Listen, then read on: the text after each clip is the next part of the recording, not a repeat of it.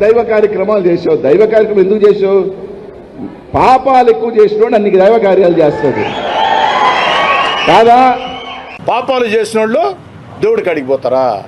పాపాలు చేసిన వాళ్ళే పూజలు చేస్తారా? పాపాలు చేసిన వాళ్ళే దైవ కార్యక్రమాలు చేస్తారా? అనిల్, నువ్వు మాలేస్తావు కదమ్మా, అయ్యప్ప మాలేస్తావు కదా, నువ్వు కూడా దేవస్థానాలు తిరుగుతావు కదా, మరి నువ్వు కూడా పాపాలు చేశానా? అనిల్, ఖచ్చితంగా ఈ మాటలకి నువ్వు క్షమాపణ చెప్పాలా. హిందువులకి, ముస్లింలకి, క్రైస్తవులకి, ప్రతి ఒక్కరికి నువ్వు క్షమాపణ చెప్పాలా.